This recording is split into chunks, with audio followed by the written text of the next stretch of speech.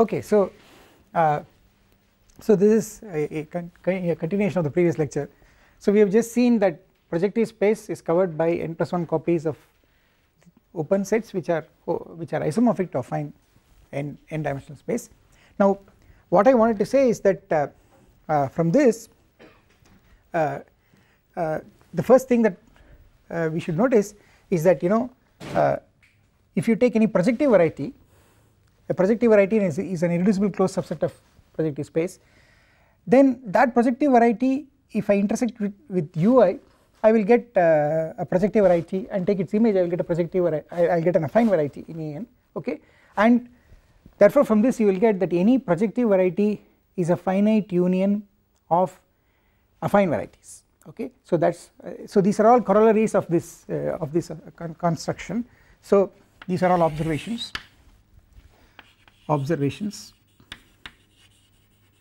which are very important for us.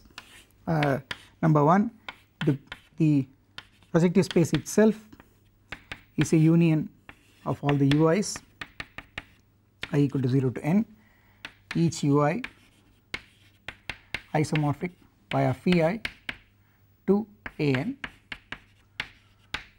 So you have this.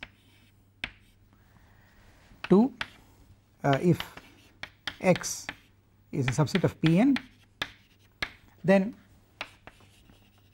x is a union of from I equal to 0 to n x intersection ui. So any projective, respectively quasi projective,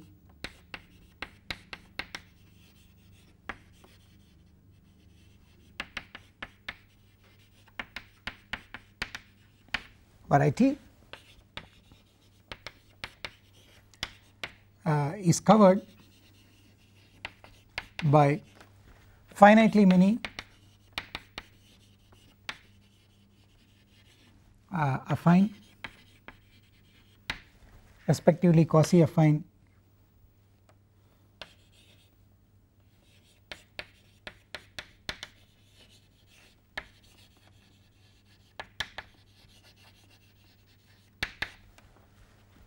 varieties,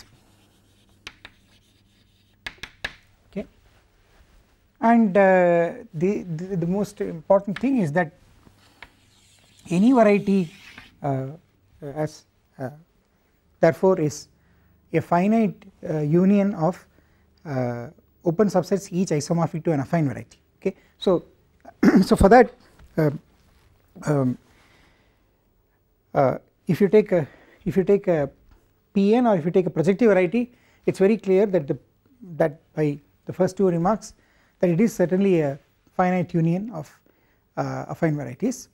The only case that one has to cover is the case of quasi projective or quasi affine varieties. Okay, so what I want to say is that if you take, first of all I want to say that if you take a quasi affine variety, that also can be covered by a finite union of affine varieties. Okay, so 3 any quasi affine variety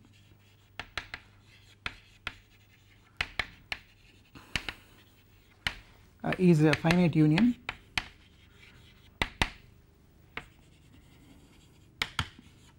of affine varieties. Why is this so? Because you see, you take y inside some am, this is irreducible closed, which means that y is a closed subvariety of affine space. So it's a y is an affine variety, and then in that you take a u non-empty open, then this u will be a quasi affine variety. By definition, a quasi affine variety is a non-empty open subset of an affine variety. And now y is z of p, where p is a prime ideal in the p inside the affine coordinate ring of this affine variety am prime ideal. So it is a 0 set of a prime ideal because it is a variety. Okay, it is an irreducible closed subset, so it corresponds to a prime ideal. It is a 0 set of that prime ideal, and this of course anyway this ideal is in this, which is a polynomial ring in m variables, and it is by Hilbert's basis theorem, it is Noetherian. So the prime ideal p is also finitely generated, any ideal is finitely generated. So you can write, if you write p as the ideal generated by G1 through GL by the Hilbert basis theorem, then you know that no, this is not what I want, sorry. It's no, this is not what I want. So I have so U is an open subset here, alright. What I want is the following. I want to show that this U, which is a quasi affine variety, is a finite union of affine varieties. I want to show that, and the way to do that is to realize that the fact that y that U is a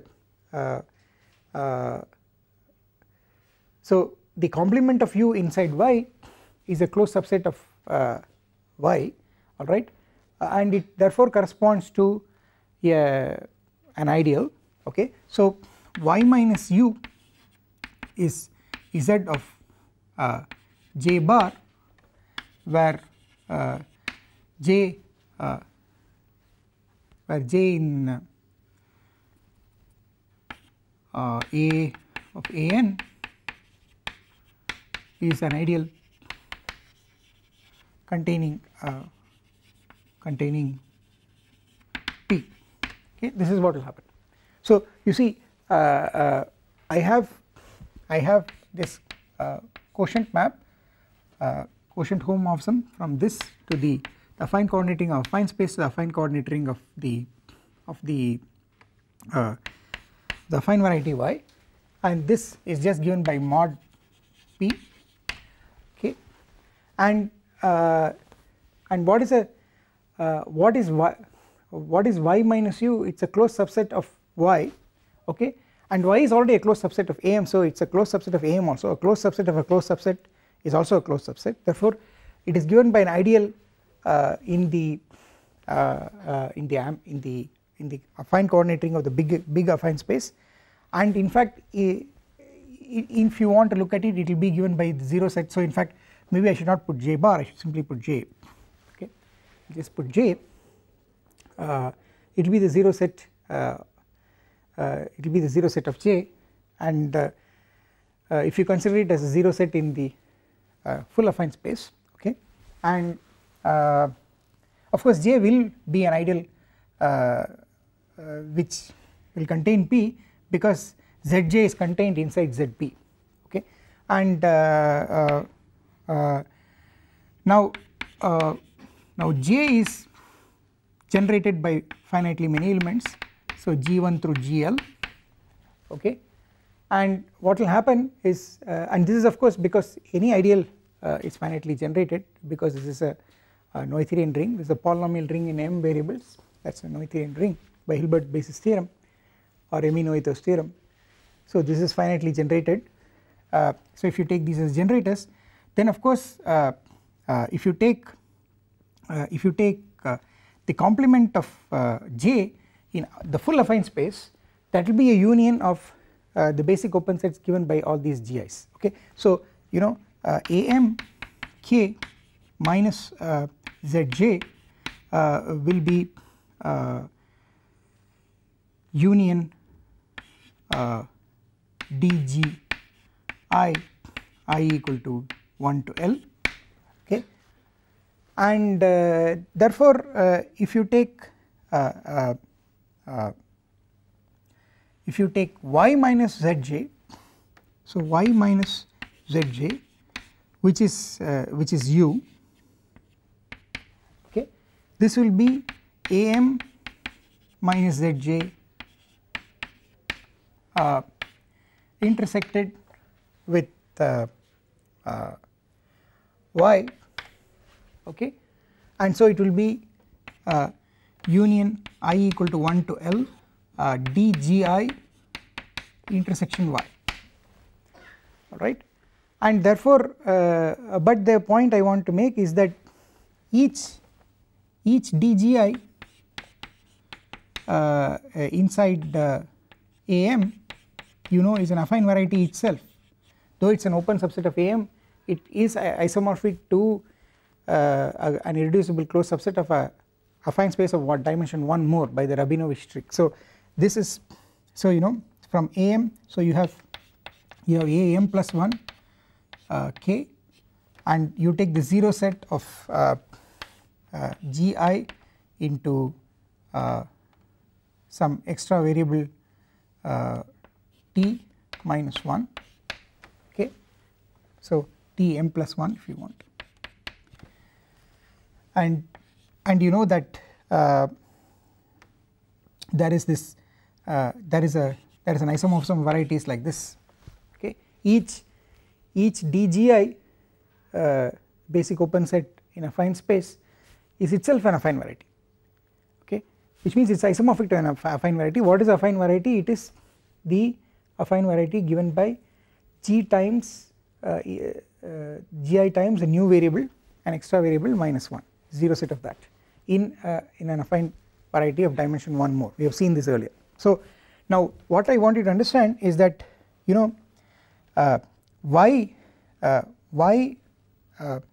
is a closed subset of AM, therefore y is also a closed subset, y intersection DGI is a closed subset of DGI, okay, y is a closed subset of AM of the affine space, so y intersection DGI is a closed subset of DGI for the induced topology, therefore it will be, and y intersection DGI is also irreducible. That is because of the following fact: DGI intersection y is a non-empty open subset of y, and y is irreducible, therefore DGI intersection y is also irreducible. So the moral of the story is that DGI intersection y is an irreducible closed subset of DGI, and via this isomorphism it will give you an irreducible closed subset of this, and therefore it will become an affine variety. So I am just trying to say why each DGI intersection y is itself isomorphic to an affine variety, okay, and the finite union of all such is your U.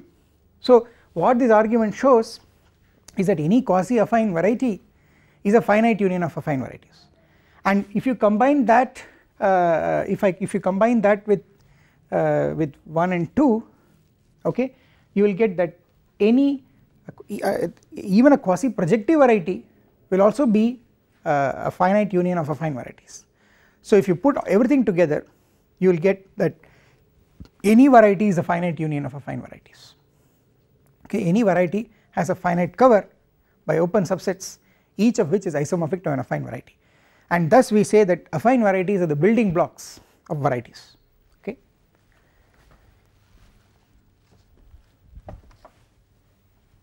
So let me write that down here, that is very important.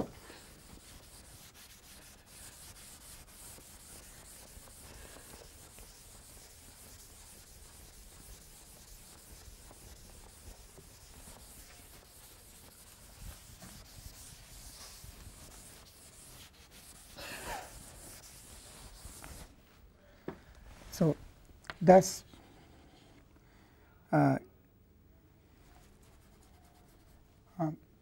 dgi intersection y is a closed subset of dgi, dgi intersection y is an open subset as long as it is non-empty. It is an open subset, and as long as it is non-empty is irreducible.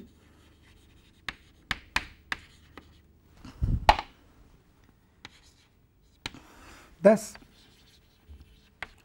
dgi intersection y is itself an affine variety.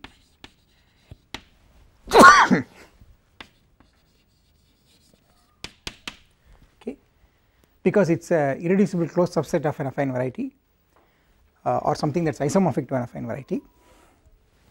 Thus U is a finite union of open affine finite union of open subsets, each isomorphic to an affine variety.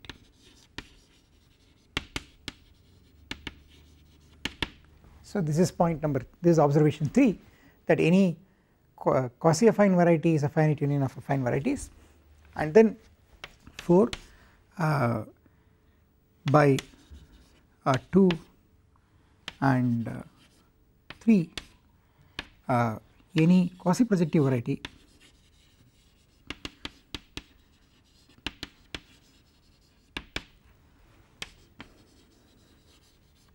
is a finite union of open subsets.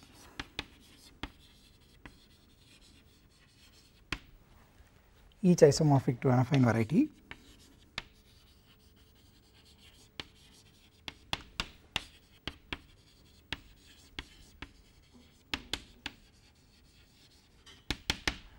and the upshot of all this is the theorem that any variety,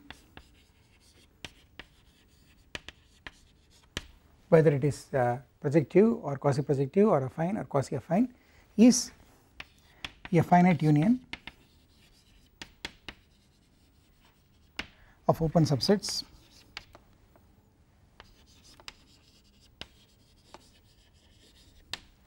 each isomorphic to an affine variety.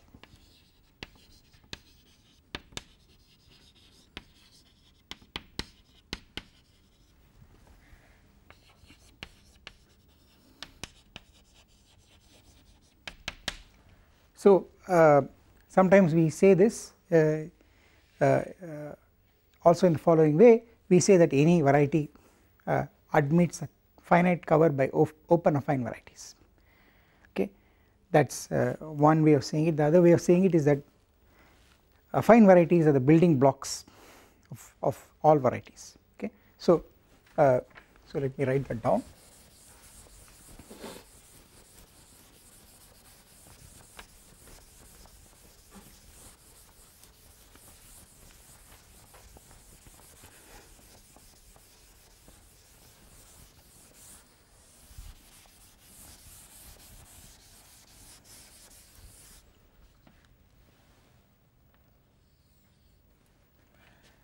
we may rephrase the above as number 1, any variety at which a finite cover by open affine varieties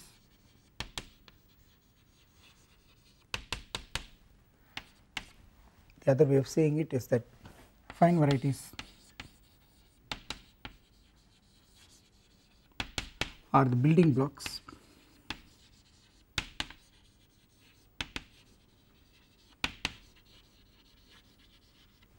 of arbitrary varieties.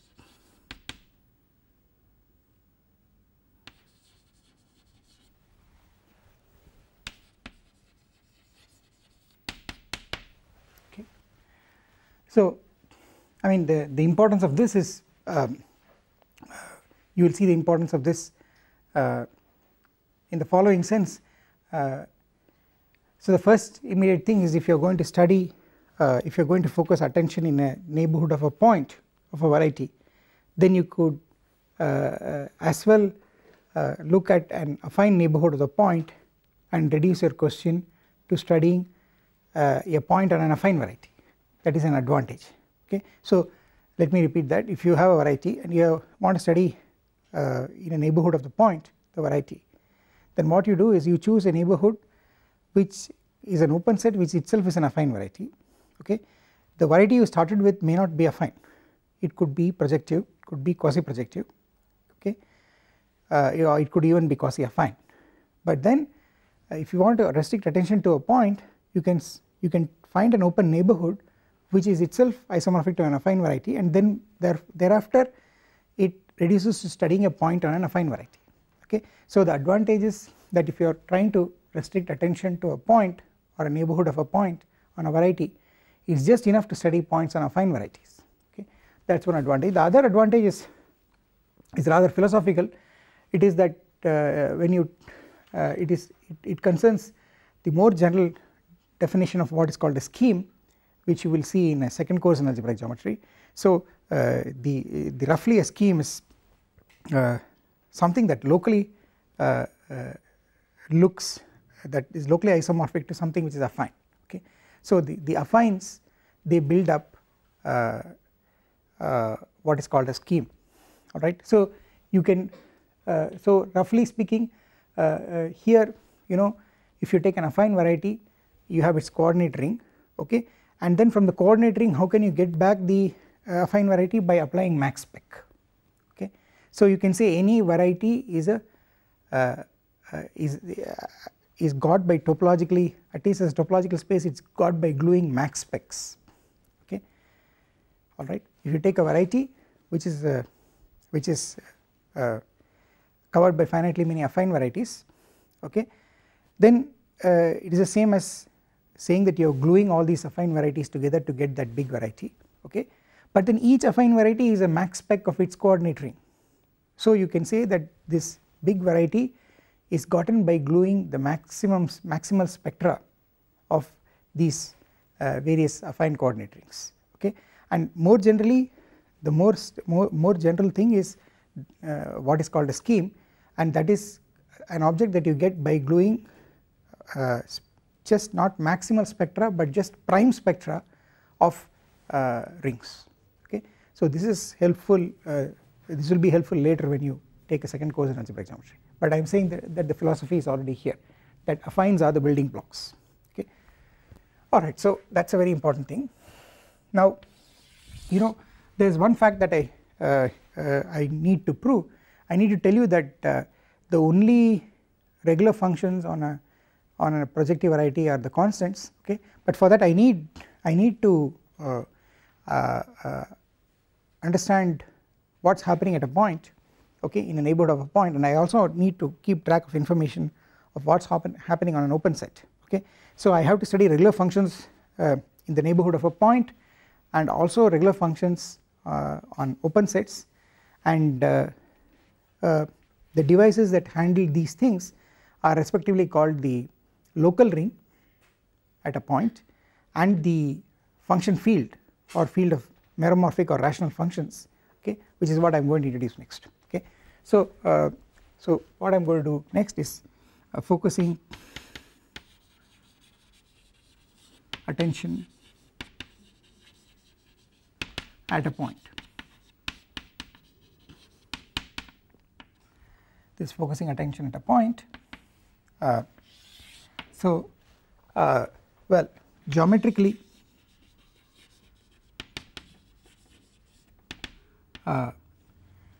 study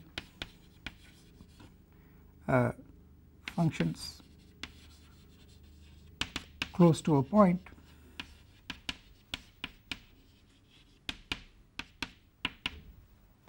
and algebraically, commutative algebraically, this is the same as studying local rings.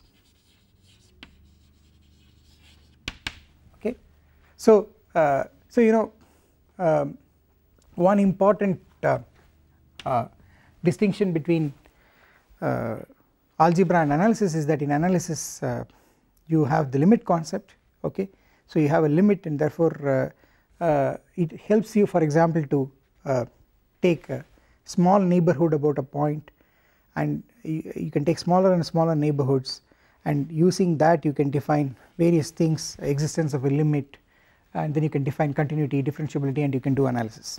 But in algebra a handicap is that you do not have any such notion of limit a priori. So it appears that you cannot do for example study smaller and smaller neighborhoods of a point.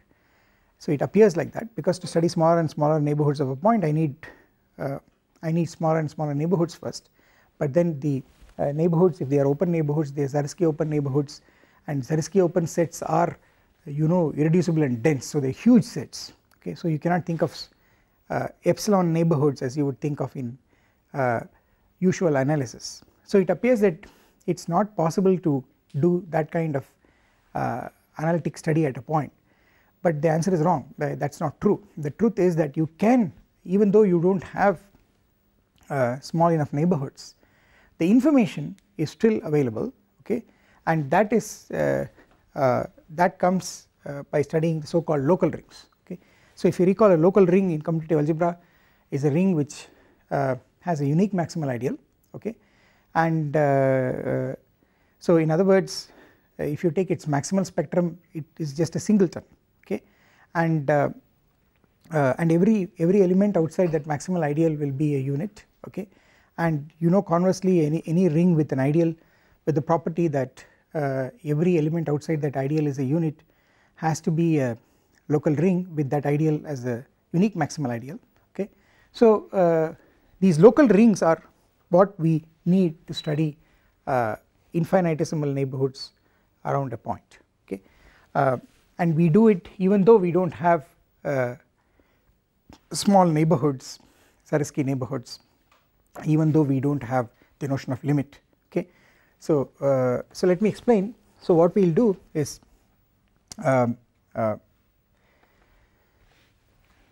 so the idea is that in algebraic geometry, whenever you want to study something close to a point, you have to always think in terms of local rings. Okay. So what I am going to do now is I am going to define the local ring at a point of a variety. Okay. So the local ring OXP is the notation of a point at a point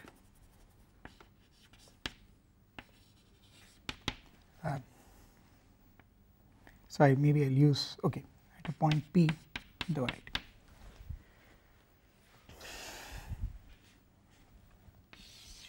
Okay. So here of course X is a variety.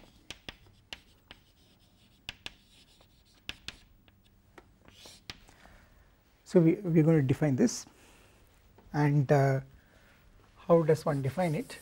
It's defined in a way in which which extends to defining local ring of functions of any type.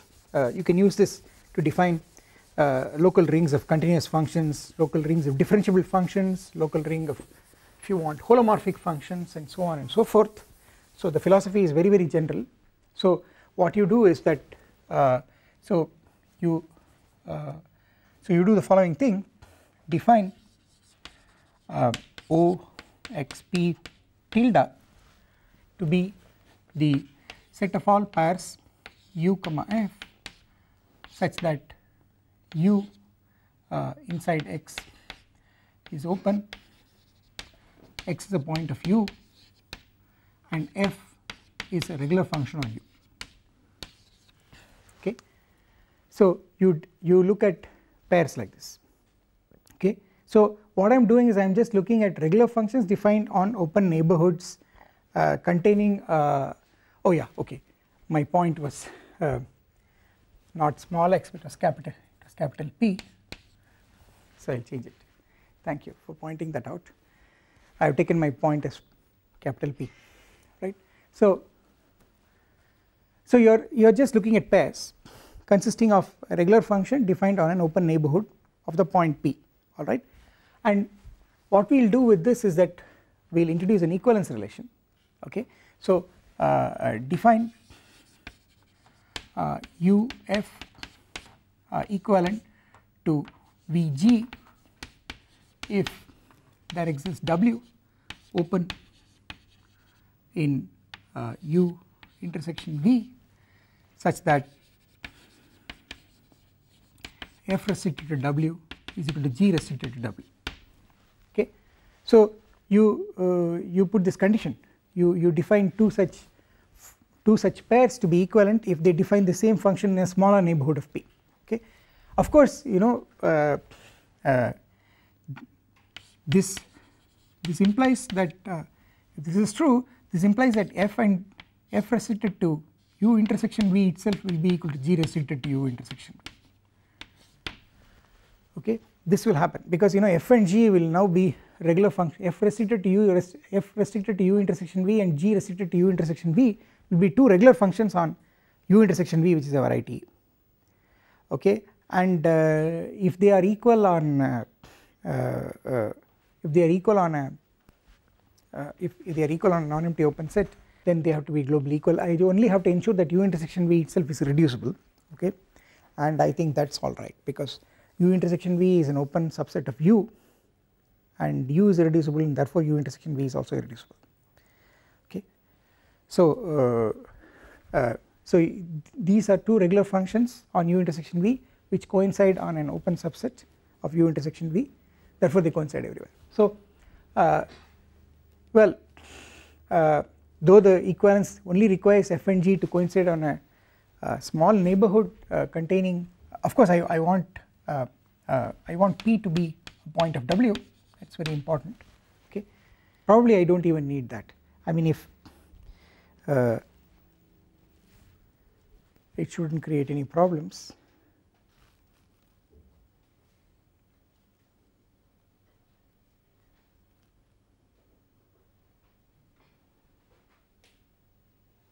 Yeah, probably I do not need this. I do not need this, but anyway I will add it. Okay. Yeah, so this is an equivalence relation, all right, and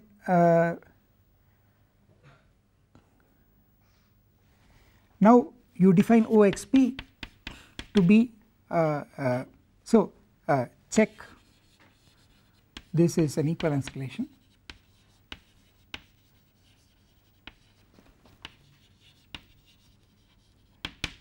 That is very trivial because obviously it is it's obviously reflexive, symmetric, and for transitivity, as far as transitivity, that is also quite obvious. Okay, so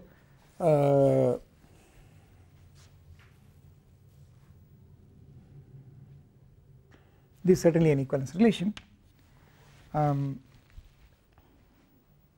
Maybe I have to think for a moment about if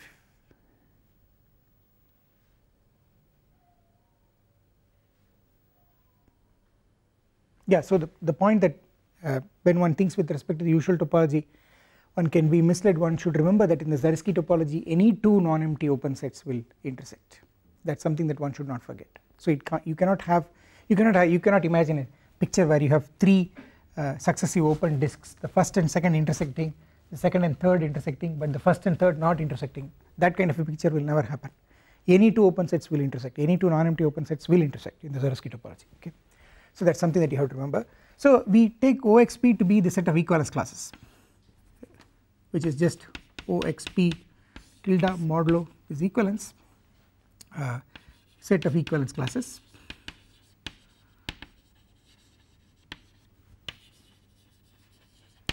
Okay, and you have this, so you have this natural quotient map OXP tilde to OXP and this is pi p if you want. Okay, and this sends an element u comma f here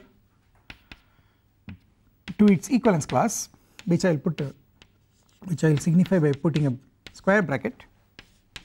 This is the map.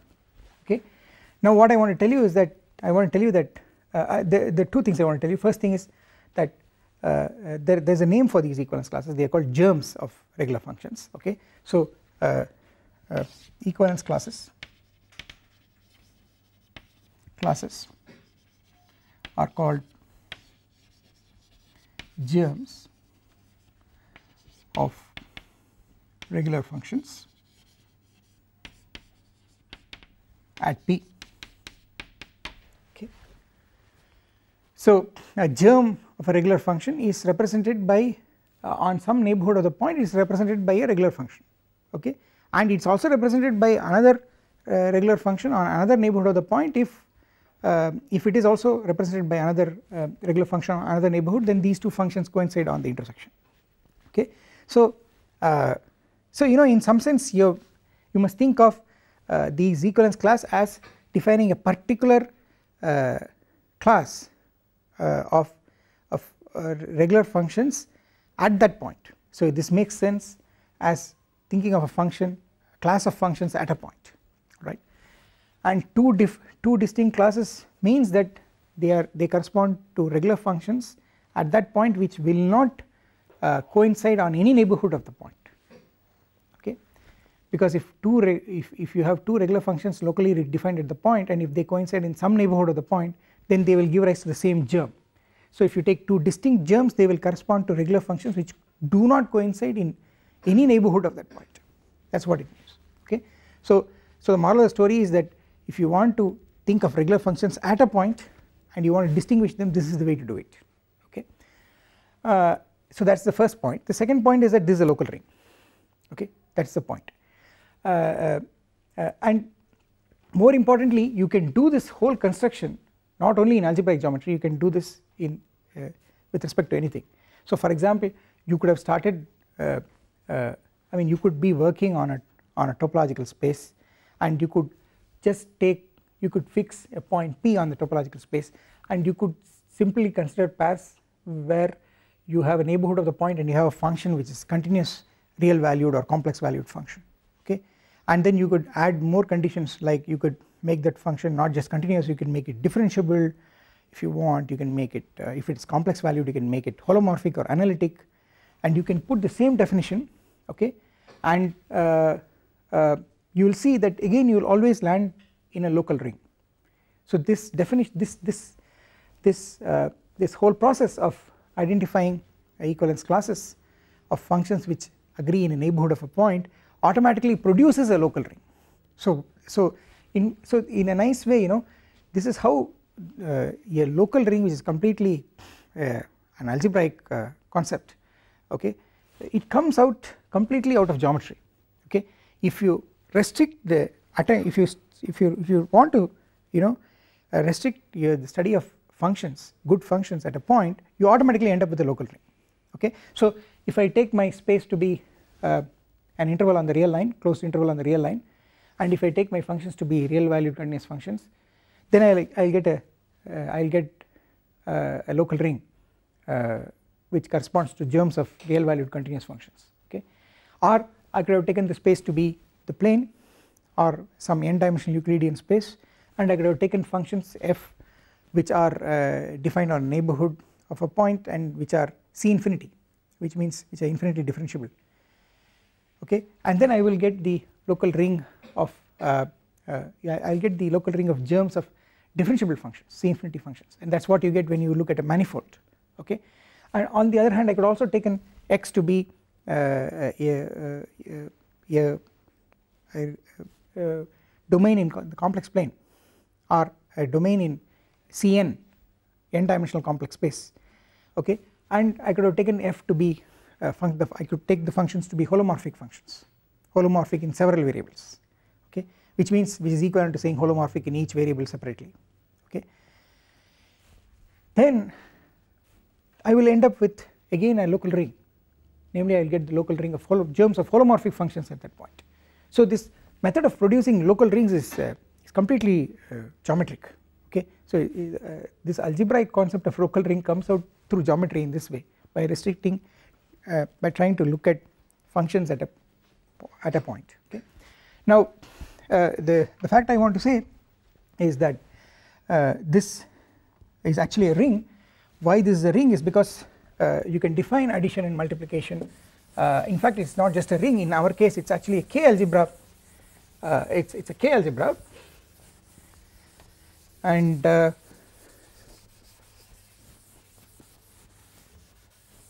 let me write out fact OXP is a local is a local K algebra.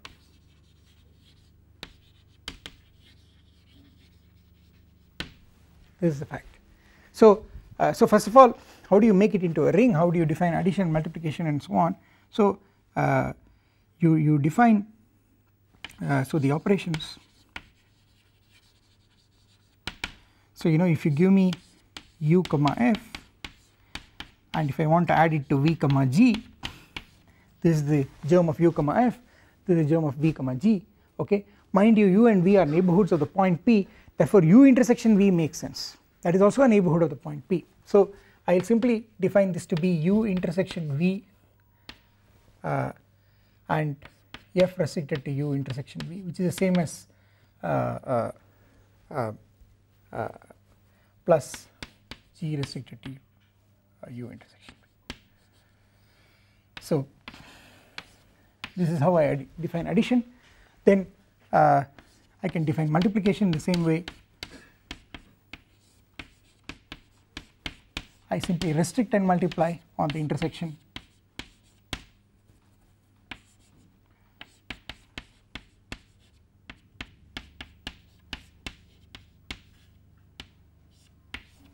Okay, so you can check that since I am defining these operations on equivalence classes, you can check that they are well defined, okay. So so this is my addition, this is my multiplication, and of course the make this into a ring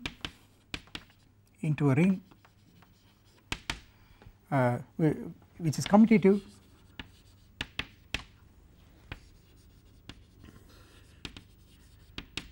It is of course a commutative ring because the way the product of functions is commutative, okay.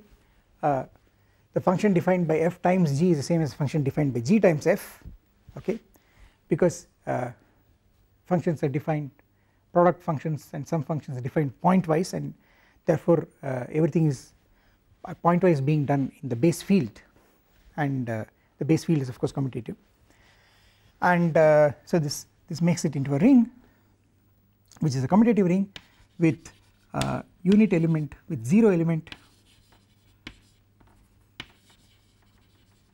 The 0 element is very simple, it is just the class of x comma 0.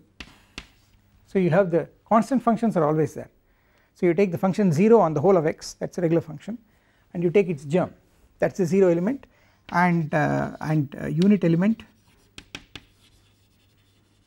is given by x comma 1, you take the constant function 1. Constant functions are of course regular functions always, so that is the reason why the constants k, the field base field, sits in as constant functions in the ring of regular functions on any open set.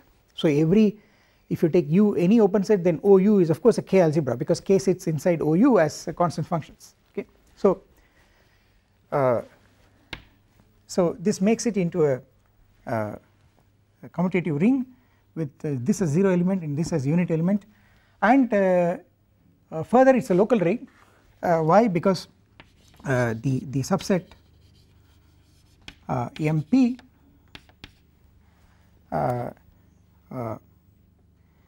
M of P, so let me write MXP to be the set of all germs U comma F such that F vanishes at P. Okay, so whenever you take a germ, it is defined, it is represented by a regular function on a neighborhood, and you take all those, take the subset which corresponds to functions which vanish at that point. Okay, then this is a maximal, this is an ideal in OXP, that is very clear, because if a function vanishes at a point, then a function multiplied by any other function will also vanish at that point, and sum of two functions vanishing at a point will also vanish at a point, so it is an ideal, alright. And every element which is outside that, you take a function, you take a germ which corresponds to a function, it does not vanish at a point, it will have a it will have an inverse, because the moment f does not vanish at P, then by continuity f will not vanish in a neighborhood of P. Okay, on that neighborhood 1 by f will be a regular function, and f into 1 by f will be 1 on that neighborhood. Therefore every element outside this ideal is going to be unit, and that will tell you that this has to be the unique maximal ideal for that local ring, and that ring will be local with this unique maximal ideal. So let me write that any element outside MXP is of the form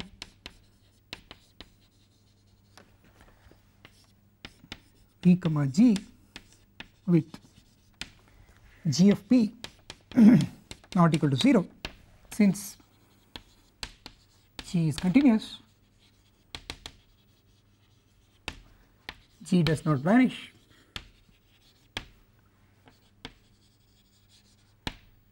in an open neighborhood W of P, and clearly 1 by G belongs to OW with W 1 by G germ of this into V comma G is equal to x comma 1. So every element outside MXP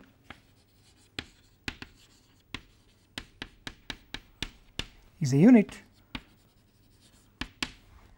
in, that is an invertible element in this ring, which implies that OXP is a local ring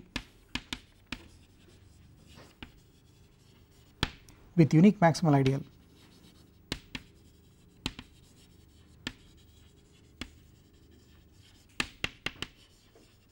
MXP. Okay, so this is a local ring at a point of a variety. Okay, and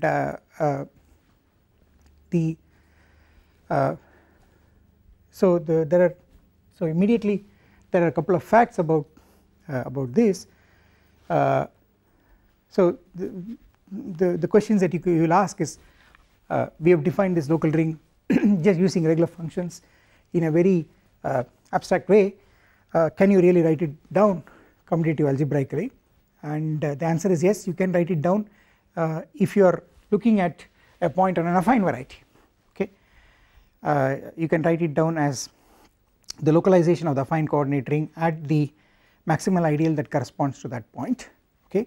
And that is one fact. The other fact is that the local ring will not change if instead of X you take an open subset which contains the point P inside X. So instead of computing the local ring of X at P, if I compute the local ring of U at P, where U is an open subset of X which contains the point P, I will still get the same local ring, which means that the local ring depends only on the neighbourhood of P, on a neighbourhood of P. It does not depend on the ambient variety, okay. So the moral of the story is that if you want to really work with the local ring at a point of a variety, you know already that that point can be surrounded by an affine open, because I have told you that any variety can be covered by finitely many affine opens, and therefore the local ring of the variety at that point is the same as the local ring of the open affine subvariety at that point. But then when you look at the local ring of an affine variety at a point, there is a precise commutative algebraic expression, namely it is the localization of the affine coordinate ring at the maximal ideal corresponding to that point. So all this helps us to reduce study of local properties to study of local rings of affine coordinate rings, okay. So that is the importance. So with that I will stop now.